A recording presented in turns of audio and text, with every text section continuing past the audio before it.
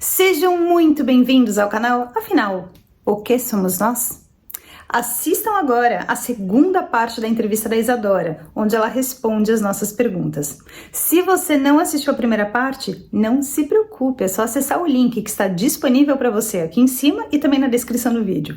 Corre lá, dá aquela conferida e volta aqui para fechar com chave de ouro, porque você vai amar.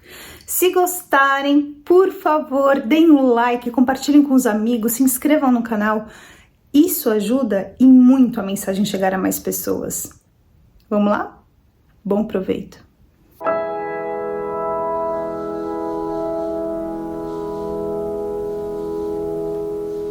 Vamos a algumas perguntas. Eu pergunto antes, você tinha medo da morte? Eu pedia pra morte, mas quando medo assim, eu tinha assim, assim, medo da morte eu nunca tive, mas eu tinha medo de fazer as pessoas sofrerem. Você achava que existia alguma coisa depois que você morresse? Sim, sempre acreditei. Mas eu acreditava só que eu não acreditava nesses lugares, né, que nem eu visitei, mas eu acreditava que tinha o ruim e o bom, só. Você acreditava por motivos religiosos ou é algo que sempre esteve com você, desde que você se entende por gente? Eu acho que um pouco dos dois, porque a minha mãe, ela sempre foi espírita, né? E a minha mãe sempre passou pra gente isso, então desde pequena eu sempre acreditei em vida, hoje é vida após a vida, né? Mas a gente fala vida após a morte, sempre em reencarnação, isso eu sempre acreditei. Você, assim que chegou nesse lugar onde tinham as celas suspensas, você disse que uma voz disse a você, você está entrando no umbral em que as pessoas ligadas à matéria vêm. Foram ditas exatamente essas palavras, todas elas?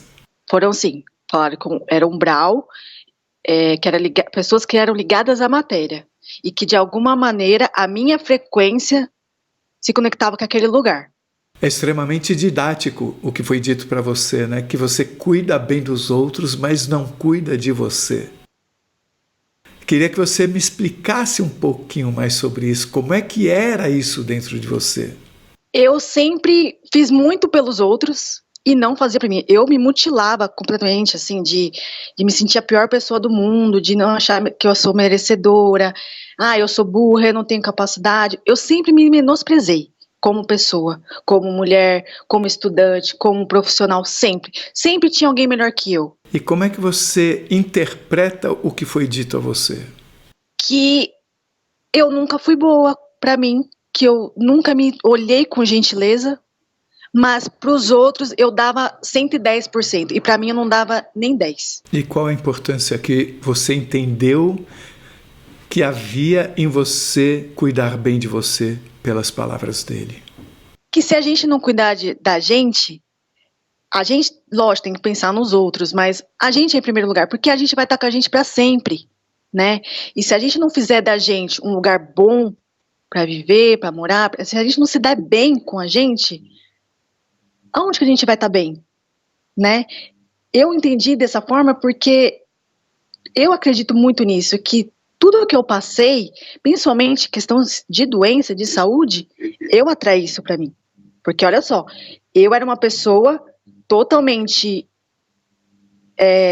que me judiava, né, em respeito de palavras ofensivas, nunca tá bom, Isadora, você é burra mesmo, você não vai conseguir nada mesmo. E o que eu atraí para mim? Uma doença autoimune, uma doença que vai ficar comigo até o final da minha vida, que ela, o que ela é mais? É o meu corpo brigando com ele mesmo, e é o que eu sempre fiz, a vida toda. Então, para mim, foi uma resposta, assim, Isadora, não é por aí, né, vamos olhar com você com mais carinho, com mais amor, porque quando você morrer, você vai deixar tudo aqui, mas você vai com você, para onde for, a sua consciência vai com você. E se você não estiver bem com você mesmo, você vai viver o inferno aonde você for. Você pode ir para o lugar mais bonito, você vai com o inferno junto, porque a gente é pela gente, sabe? A gente tem que cuidar da gente, tem que se tratar com carinho. A gente pode ser uma pessoa que não, sabe, não tenha estudo, não tenha nada, mas não importa, a gente tem que se olhar com carinho, a gente tem que se reconhecer, né? E também, assim, o que eu aprendi é que a gente não tem uma cruz que a gente não possa carregar, né? Porque eu sempre briguei com Deus. Falei, nossa, por que você vai me dar justo essa doença, né? Essa doença que é chata, você tem que ficar cuidando e tudo mais. Mas assim, hoje eu tenho essa consciência, tá? Depois de tudo que eu passei, que quando eu fui diagnosticado com lúpus, foi um primeiro sinalzinho que a vida estava me dando. Falei, Dora, você não está indo por um caminho bom. Vamos olhar para você, vamos se olhar com carinho, vamos ver o que você está fazendo aqui de errado. E eu simplesmente ignorei. Falei, não quero, isso aqui é Deus me castigando, não quero saber disso. Há vários casos de experiência de quase morte em convulsão, porque muitas vezes existe até parada cardíaca durante uma convulsão. A pergunta é, mesmo assim, você acha que essa EQM foi causada em você? Causada, quero dizer, ela ocorreu com você para que você tivesse algum tipo especial de entendimento, ou você acha que ela foi simplesmente aleatoriamente ocorrida? Não, foi com propósito, porque eu acho que eu tava tão revoltada, eu tava tão assim, numa escuridão. Eu vejo que parece que a espiritualidade falou assim, não, eu vou tirar ela um pouquinho de cena, vamos mostrar como que é o ladinho de lá, vamos mostrar ali, depois a gente traz ela de volta, porque eu tava num momento da minha vida que eu queria ir embora, eu não queria mais ficar aqui. Quando a gente pergunta se a EQM foi causada, há um segundo pensamento por trás disso. Parece que se você se desviou eventualmente de algum rumo, então existia um rumo a ser seguido antes. Você sente que existia esse rumo, que você veio com alguma missão de alguma forma? Sim, eu acredito, porque eu acho que nada acontece com a gente por acaso, a gente não tá aqui boiando, perdido, não. Quando eu tinha sido diagnosticada com um insuficiente renal, eu acho que foi uma oportunidade para eu parar, me cuidar. Eu estava trabalhando muito, sabe, não via, curtir a família, nada, só pensando em dinheiro. E aí deu esse boom da insuficiência renal, foi um momento para eu parar e falar assim, caramba, peraí, não estou indo por um caminho legal. Mas eu me revoltei, eu fiquei extremamente negativa mesmo, não queria falar com ninguém, me isolei de todo mundo, e eu acho que foi uma oportunidade de eu clamei isso também, né? Eu falei, não, eu não quero mais ficar aqui, eu não quero. Eu acho, sim, que foi uma oportunidade para eu me reestruturar, porque depois dessa experiência, eu sou uma nova pessoa. Foi totalmente me equilibrado. Você falou que você sempre teve um vazio antes dessa experiência. Esse vazio, ele era que tipo de vazio? Você não via sentido na vida? Você sentia saudade de algum lugar sem saber por quê? Como é que era? Eu achava que eu tava jogada, que nada pra mim fazia sentido. Tudo pra mim eu começava, não terminava, não via gosto em nada. Mas o que significa estar jogada aqui? É como se você fosse de outro lugar ou não entra nesse tipo de consideração? Eu sempre me senti meio estranha. E como se eu não me encaixasse nas coisas daqui. Como se as coisas elas não eram suficientes, sabe? As coisas, tudo que todo mundo almeja, as coisas assim, pra mim nunca me fez sentido. Então, eu achava assim, caramba, mas eu não me encontro aqui, mas se eu ir pra esse rumo, eu acho que vai melhorar. E nunca melhorava. Só piorava. E eu não tinha essa conexão, assim, fé, espiritualidade, né? Que a gente acredita. Eu não tinha, apesar de eu ter alguns conhecimentos, eu não tinha nada disso, sabe? Eu recorria a Deus nos momentos de aflição, ou precisava de alguma coisa, que a gente sempre lembra de Deus nesses horários, né? Mas quando tá tudo bem, eu não tava nem aí e tal. Mas os meus momentos felizes eram muito passageiros, eram muitos, assim, instantâneos. Sabe? Eu tava, vamos supor, com algumas amigas, conversando, tava feliz, tava bem. Daqui a pouco me batia uma tristeza. Eu falei, não, aqui não é meu lugar, eu não tô aqui, não é aqui. E era cada dia, com o passar dos anos, ia piorando. Então vamos falar sobre a sua experiência. A primeira coisa que aconteceu é você se ver num lugar acidentado, com fumaça, tinha um corredor, era feio e tinha umas celas suspensas. Antes de mais nada, você antes se sentia vazia, sem felicidade, jogada aqui. Qual foi a sua sensação quando você se viu nesse lugar que era inclusive acidentado, com fumaça, feio e tudo, e com celas. Qual a sensação, qual o sentimento que você tinha ali? O primeiro eu fiquei indignada, né, porque eu tava ali, porque pra mim eu era a pessoa mais boa, porque eu ajudava o próximo, mas foi me falado que não. Tá, mas houve um tempo antes de você ouvir essa voz explicando onde você estava, ou a primeira coisa já foi essa voz te explicando? Foi a primeira coisa que ela foi me explicando, porque eu tava entrando, mas naquele lugar eu tava muito confusa, eu tava muito perdida, eu não tava entendendo, sabe, eu não tava, mas não era só eu, porque eu via vagamente algumas pessoas e tava todo mundo assim. Parecia, sabe o que parecia, Carlos? A impressão que eu tive, isso depois, né, que veio, que cada cela era cada mundinho de cada pessoa, que ali era a oportunidade da gente entrar e ver as coisas que a gente estava fazendo. Quando a cela abrisse, era a oportunidade que a espiritualidade estava dando para a gente seguir o caminho da luz, mas que dependia da gente, por isso a força que eu fazia, e que era assim, essa força que eu não conseguia ir. Então, para mim foi esse entendimento, mas naquele lugar eu não tive medo, não estava com medo, porque assim, apesar de ser um lugar gelado, frio, era muito silencioso, não tinha grito, não tinha nada, tava todo mundo assim, eu ouvia só cochichos, parecia que as pessoas estavam conversando com elas mesmas, tentando entender o que estava acontecendo. Eu era uma que eu cochichava muito comigo, mas o que eu tô fazendo aqui? Por que eu tô aqui? Não, eu preciso sair daqui, pra onde que eu vou? Mas em nenhum momento eu me ligava, eu tô morta, ou eu tô em algum lugar. Não, eu sabia que eu tava no umbral, mas era a mesma coisa, assim, não, mas daqui a pouco eu vou voltar. Não era permanente.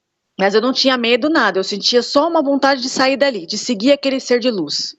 Você viu alguém seguir o ser de luz antes de você conseguir segui-lo também? Vi. Eu vi uma senhora, mas as outras eu já não vi. Mas eu vi uma senhora seguindo eles entrando no corredor. Era um corredor muito iluminado. E aí eu ficava brava porque eu queria ir também e eu não conseguia. E você sentia que você só não ia porque se sentia amarrada ou tinha alguma coisa dentro de você que não permitia ir? Não, eu estava amarrada. Eu me sentia presa. Parecia que as minhas mãos estavam enterradas na cama. E aí eu fazia muita força para sair, eu não conseguia. Mas aí depois, quando eu saí, eu não lembro como que eu saí. Eu só já me via no corredor. Essa era a minha próxima pergunta, porque você não comentou antes como é que foi a sua saída. Você não tem lembrança disso? Não tenho lembrança, Carlos. Eu já me lembro, assim, foram várias tentativas para sair daquela cama e eu estava presa na cama. E eu lembro que eu fazia muita força, eu não conseguia, mas a outra lembrança, eu não lembro de como eu saí, eu só lembro que eu já estava seguindo no corredor com esse ser de luz e tinha outras pessoas comigo, mas estava todo mundo muito confuso. Esses que estavam com você eram pessoas que também tinham saído de suas celas? Sim, isso. Sim, tinham se libertado. Mas não necessariamente das celas que você via ao seu redor? Isso, não, porque eram várias, elas eram assim, ficavam suspensas, elas não ficavam perto, elas ficavam longe uma das outras. E elas eram grandes, assim, sabe? Ficava tudo suspensa, mas não conhecia aquelas pessoas e também não via elas na cela. Eu sabia que tinha gente na cela, mas eu não chegava a ver. E sempre uma pessoa por cela? Uma pessoa por cela. Você fala grande, que tamanho? Ai, olha, ela era grande o suficiente para caber uma cama enorme, bem grande de pedra, e só tinha cama, tá, na cela, só tinha uma cama, não tinha mais nada. Mas ela tinha, eu não sei te dizer em metragem assim, mas ela era grande. Ela era vazada nos 4 lados? Era quadrada? Quantos metros estava suspensa? Ela estava muito alta, era muito alto, assim, e era como se a cela estava suspensa e embaixo dela tivesse uma nuvem que sustentava a cela. Mas ela era grande e ela era em formato retangular. Ela era extensa, parecia um corredor, assim. Parecia que ela acompanhava o corredor lá embaixo. Como é que você sentia que ela era alta se ela estava apoiada numa nuvem? Porque eu olhava, eu conseguia enxergar do outro lado, e aí eu via a outra cela na minha frente. E eu via que tinha nuvem suspendendo a outra cela. Eu não via da minha, mas eu via da frente. E como é que você tinha a percepção de altura? Porque a gente olhava lá embaixo, eu conseguia olhar embaixo, que era onde o ser de luz passava. E era muito alto. E você enxergava através dessa nuvem? Não, A nuvem, ela ficava embaixo, era como se fosse uma sustentação para a cela. Como se fosse uma almofada embaixo de cada cela? Exatamente, exatamente. Eu enxergava pelas grades, as grades elas eram grossas, sabe? Tinha um espaço grande entre uma grade e outra, e eu conseguia enxergar lá embaixo. Eu não enxergava em cima, em nenhum momento eu olhei para cima. Para mim era só escuridão em cima, mas embaixo eu conseguia ver. E o que você via embaixo? Era como se fosse um corredor, assim, mas era tudo cinza, tudo cinza, tudo cinza. Só tinha um corredor, só. E aí quando esse ser de luz passava, ele iluminava, era um tubo de luz que subia e a luz ia com ele, mas não tinha nada, era só um corredor. Você definiu como sendo um tubo de luz mais um ser. Então você definia uma espécie de silhueta. Sim, sim, eu vi, era um rapaz, cabelo preto, cortadinho, ele estava de vestes branca, né, era uma roupa branca, longa. A roupa, ela tinha uma luz muito forte, saía dele uma luz muito forte. Pra gente, chegava um tubo de luz, porque ele estava lá em cima, ele estava lá embaixo. Então, lá em cima, subia um tubo de luz. E quando a gente olhava, eu conseguia enxergar ele, porque ele olhava pra gente, e aí ele sorria. E aí, com o sorriso dele, ele destravava as células. E fazia um barulho muito alto. E você estava olhando para ele nesse instante? Tava. Você estava em pé?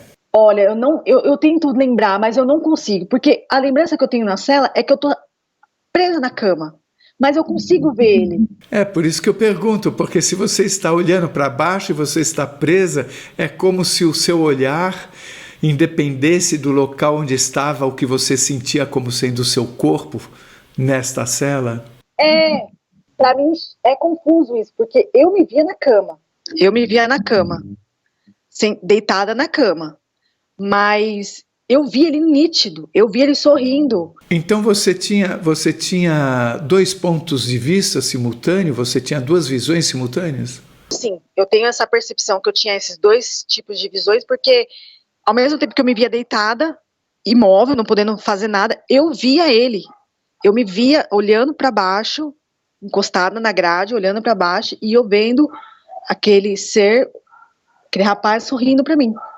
Você disse que era silencioso. Muito. Que era frio. Sim. E que você não sentia medo lá. Não sentia medo, não tive medo. Eu só queria sair dali. Mas eu não tinha medo, não. Quantos dias você diria que você ficou lá? Já que, se não me engano, você falou que ele passava uma vez por dia. É isso? Então, eu não sei te dizer. Ele passava algumas vezes. Ele passou várias vezes, né? E várias vezes eu acabei ficando lá porque eu não conseguia sair. Mas de dias, assim, eu não sei te dizer. Essa frase que foi dita para você foi o que mais me chamou a atenção. Você é boa para os outros, mas não é boa para você mesma.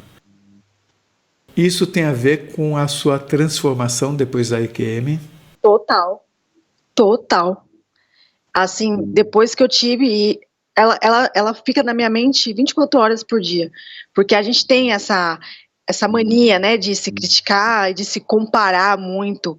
Esses dias mesmo eu tava meio triste, porque, né, alguns desafios aí, e aí eu comecei a me comparar. Na hora, instantânea, voltou aquela voz, você é boa para os outros, não é boa para você. E aí veio um complemento, né, falando assim, não faça isso com você. Então hoje, eu sei, eu estou onde estou e está tudo bem, e ela fica comigo, para mim virou uma coisa, uma frase muito importante. Porque eu sei que eu fui para aquele lugar justamente porque eu não era boa comigo. Então, para mim, é essencial. Essa frase ficou essencial na minha vida.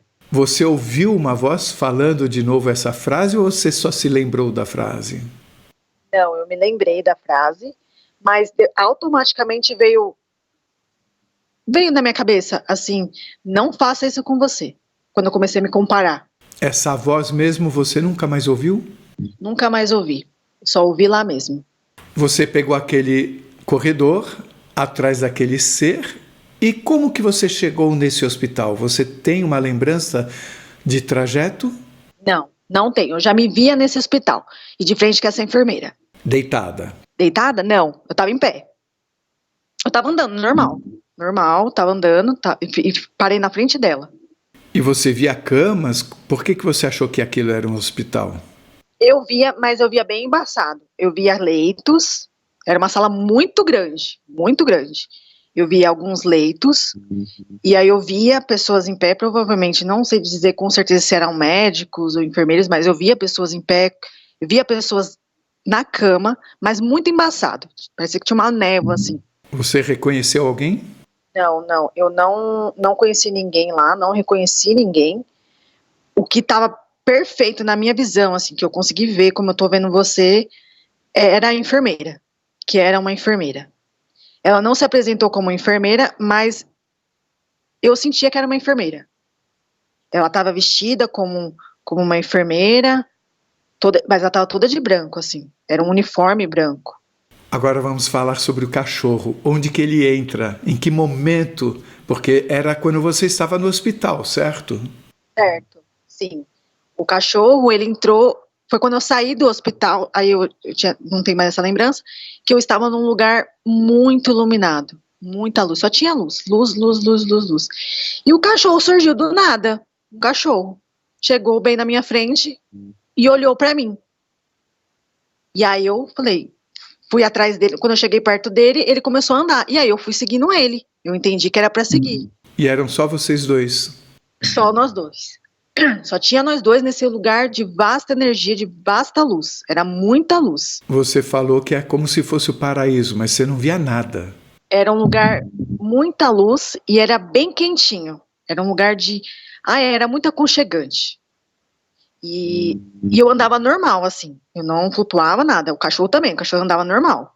A próxima coisa que você contou foi sobre a barreira vibracional que você sentia, mas era invisível? Você só sabia que tinha uma coisa ali, mas você não via nada? Não, era invisível, mas eu sentia a vibração.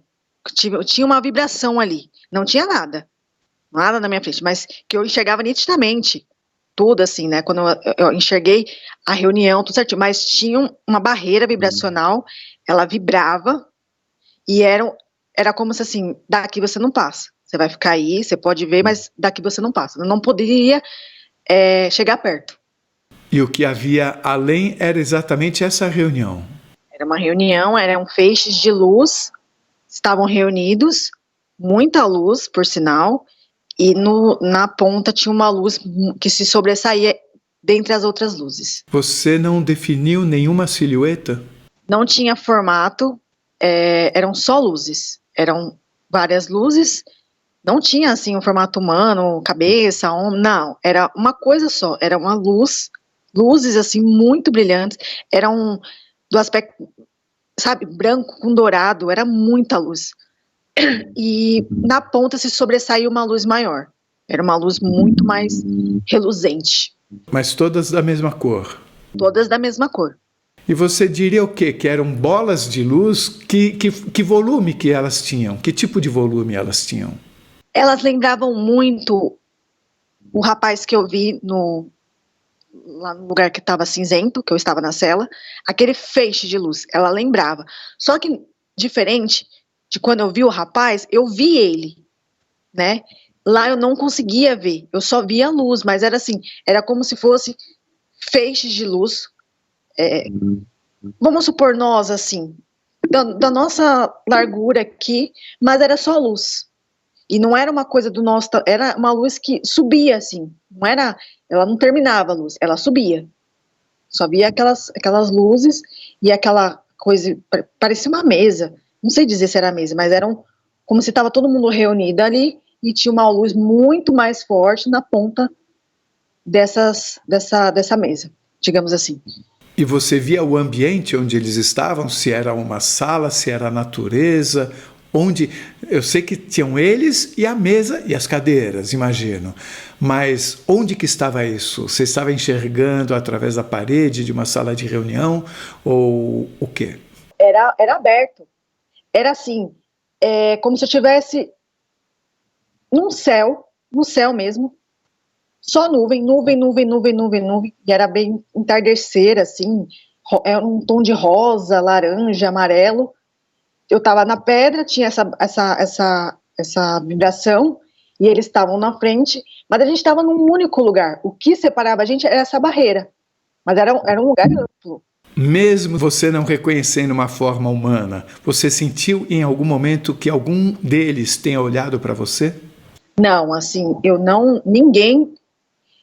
eu imagino que eles sabiam que eu estava ali, mas ninguém interagiu, eles estavam ocupados ali.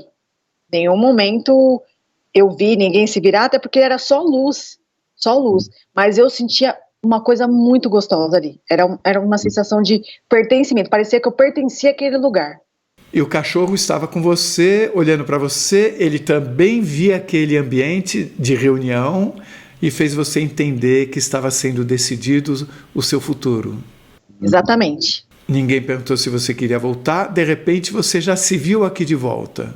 Daí eu não lembro mais, depois dessa reunião, que eu senti aquele amor, aquela coisa gostosa, não lembro mais de nada.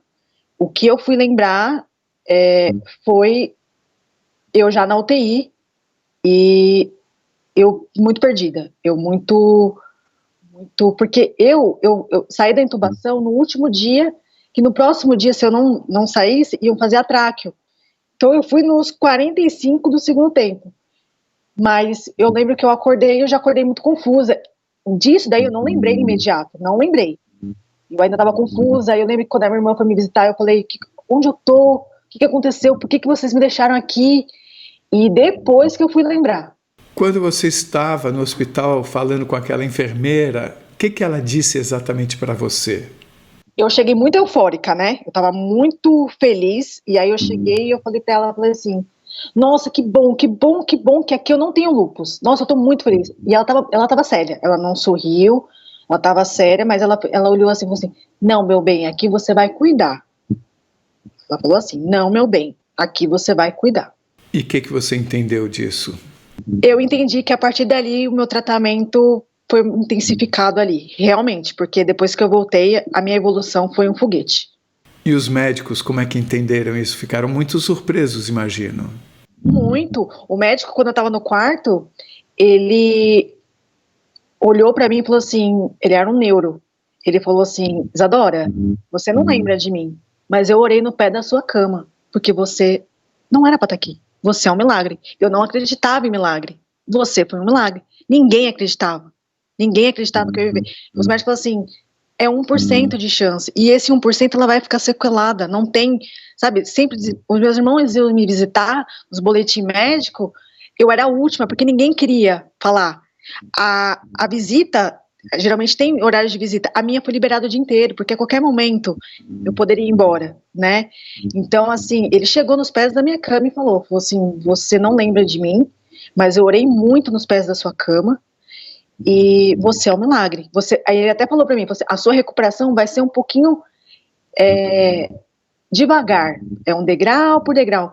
E nossa, minha recuperação foi assim, ó, foi um foguete. Quando eu saí do hospital, eu saí com uma dificuldade de andar, né?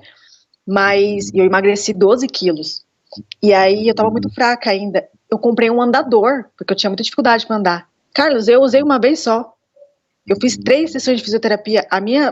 Eu andava, assim, eu comecei a dirigir, voltei a dirigir com 2 semanas. Então foi estrondoso, assim. A minha pressão na primeira semana já baixou.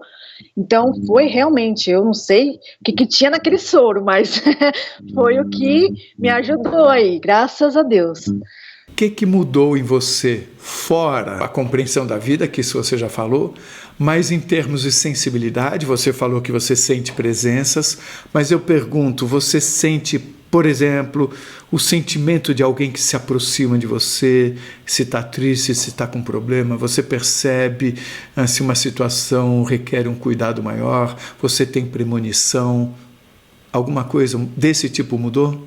Não, eu fiquei mais, como posso dizer, mais empática, né? Eu já era, mas isso acentuou muito. Eu sempre vejo mais, apesar de eu hoje me colocar também em primeiro lugar, mas eu acho que como eu me completei de uma certa forma, eu consigo ver o outro como eu. Então, como eu estou me tratando bem, eu estou tratando o outro, mas assim, coisas a mais assim de premonição, não, eu não tive, não. Eu sinto muita presença, eu vejo muito vulto, isso acentuou muito, eu vejo muito vulto, e presença, assim, mas de ver nitidamente, ou de ouvir, não tem. A diferença é que vulto você não reconhece e presença você vê quem é? Não, assim, eu não sei quem são, mas assim, eu sinto quando tem alguém perto. Eu sinto quando tem o vulto, eu vejo direto, mas eu vejo assim, passar e pronto. Agora, presença, principalmente quando eu vou dormir, parece que tem alguém no pé da minha cama ou do meu lado. Eu sinto muito do meu lado direito aqui. Tanto é que teve um dia que eu tava bem triste, aí chorei bastante. Vou dormir. No que eu fui deitar, juro pra você, eu senti meu corpo todo esquentar, e parecia que alguém tava me dando um beijo na bochecha. E eu apaguei, dormi.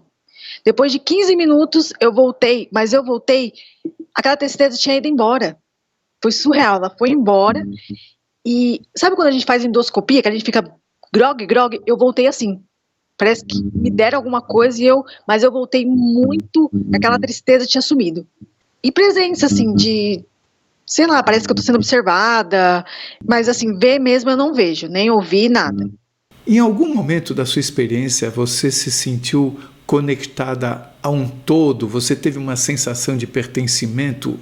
Eu senti na parte que eu conheci o cachorro, porque eu tava naquele lugar, aquela luz, eu sentia que eu era parte daquela luz. Eu tava muito bem, eu tava muito feliz ali, eu tava sentindo muito completa.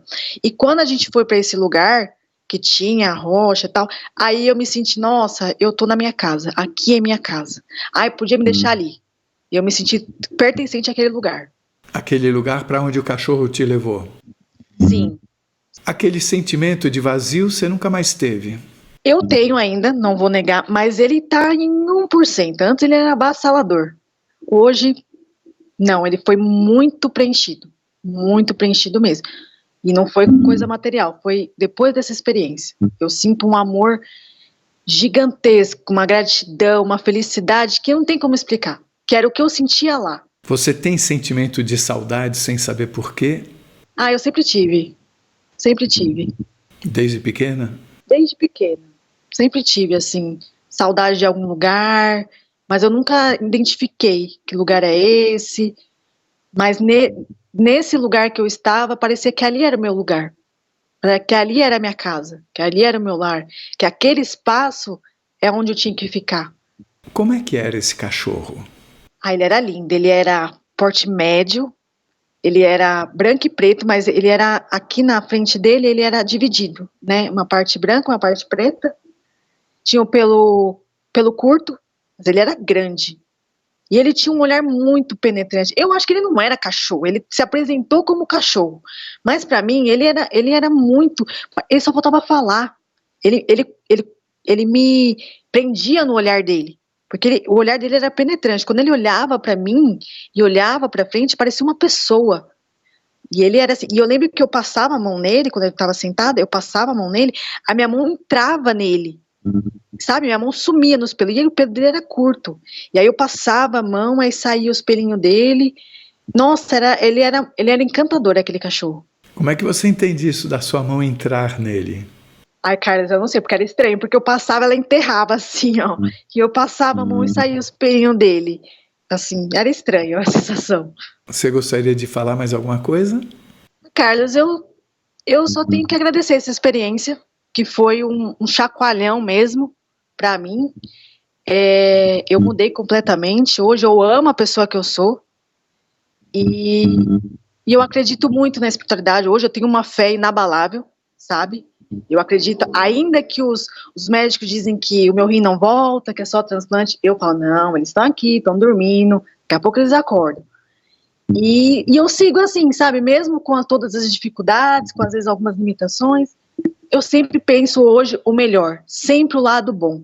Não penso mais no ruim, penso no lado bom. Me permito ter meus momentos tristes e tal, mas é assim, acabou, vamos, bola pra frente, vamos, não vamos ficar enterrado aqui não. Qual a mensagem, depois dessa transformação tão grande que você teve, que você deixaria para todos nós que não tivemos esse privilégio de receber uma mensagem pessoal como você? O que nós devemos fazer vivendo nesse mundo tão complexo de hoje em dia?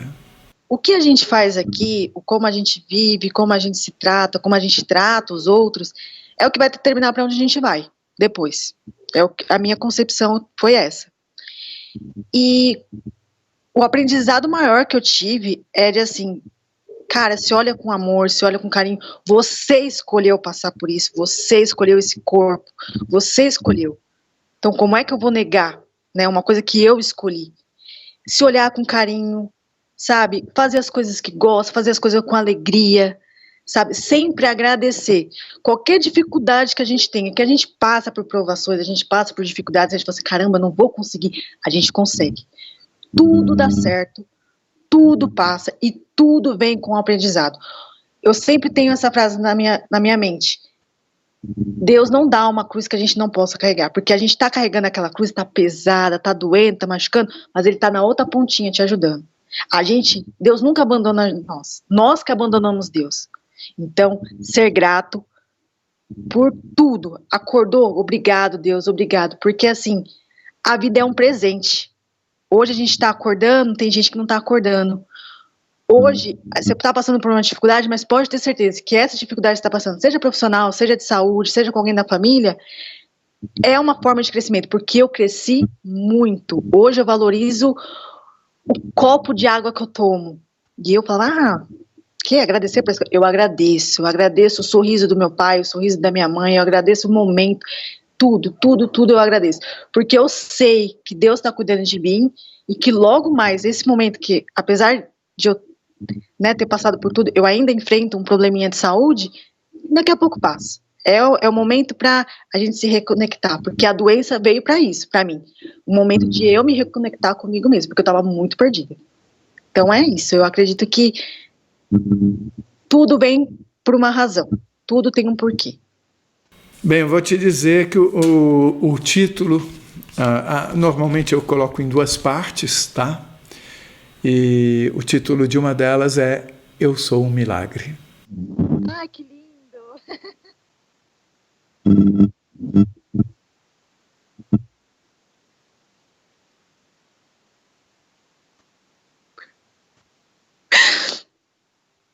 Obrigada, Carlos. Eu lembro, parece que eu nem passei tudo isso, sabe? Faz poucos meses, mas às vezes parece um sonho que eu superei tudo isso. Obrigada. Você me permite colocar essa reação que você teve quando eu te falei o título? Com certeza. Pode sim. Porque é a expressão da verdade, né? Sim.